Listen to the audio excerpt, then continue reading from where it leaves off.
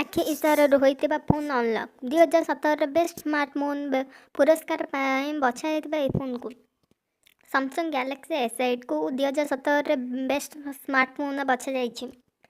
ଏହି smartphone ଡିଭାଇସ୍କୁ old 2017ର ରୋବୋଷ୍ଟିକ୍ smartphone award ଦିଆଯାଇଛି।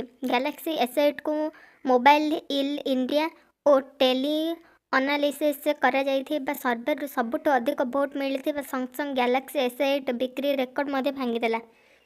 Company ପ୍ରଥମ ଥର ଏହି ମଡେଲର କିଛି ପରିବର୍ତ୍ତନ ଆଣିଛି।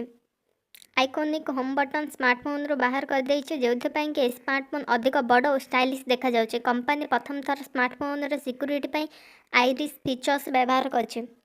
ବ୍ୟବହାରକାରୀ ନିଜ ଆଖି ମାଧ୍ୟମରେ ସ୍ମାର୍ଟଫୋନ୍କୁ ଅନଲକ୍ କରିପାରିବେ। 12 ମେଗାପିକ୍ସେଲ ପଛ କ୍ୟାମେରା ଓ 8 ମେଗାପିକ୍ସେଲ ସାମ୍ନା କ୍ୟାମେରା ରହିଛି। କ'ଣ ରହିଛି ଏହାର ଫିଚର ଗୁଡ଼ିକ ଦେଖି ଦିଅନ୍ତୁ।